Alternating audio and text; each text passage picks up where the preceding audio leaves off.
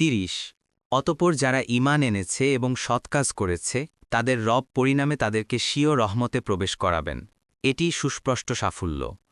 31 আর যারা কুফরি করেছে তাদেরকে বলা হবে, তোমাদের কাছে কি আমার আয়াতসমূহ পাঠ করা হয়নি? অতঃপর তোমরা অহংকার করেছিলে, আর তোমরা ছিলে এক অপরাধী কম। 32 আর যখন বলা হয় আল্লাহর ওয়াদা সত্য আর কিয়ামতে কোনো সন্দেহ নেই, তখন তোমরা বলে থাকো, আমরা জানি না কিয়ামত কি, আমরা কেবল অনুমান করি এবং আমরা তো দৃঢ় বিশ্বাসী নই।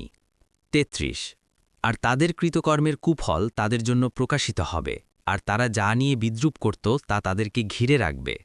34 আর বলা হবে, আজ আমি তোমাদেরকে ছেড়ে যাব যেমন তোমরা তোমাদের এদিনের সাক্ষাতের বিষয়টি ছেড়ে গিয়েছিলে, আর তোমাদের নিবাস হবে জাহান্নাম, এবং তোমাদের কোনো সাহায্যকারীও থাকবে না। 35 এটা এজন্যই যে তোমরা আল্লাহর আয়াতকে ঠাট্টা বিদ্রূপের পাত্র বানিয়েছিলে এবং দুনিয়ার জীবন তোমাদেরকে প্রতারিত করেছিল, সুতরাং আজ তাদেরকে তা থেকে বের করা হবে না এবং তাদেরকে আল্লাহর সন্তুষ্টি লাভের সুযোগ দেয়া হবে না। 36 অতএব আল্লাহরই জন্য সকল প্রশংসা, যিনি আসমানসমূহের রব, জমিনের রব ও সকল সৃষ্টির রব। 37 আর আসমানসমূহ ও জমিনের সকল অহংকার তার, তিনি মহাপরাক্রমশালী, প্রজ্ঞাময়।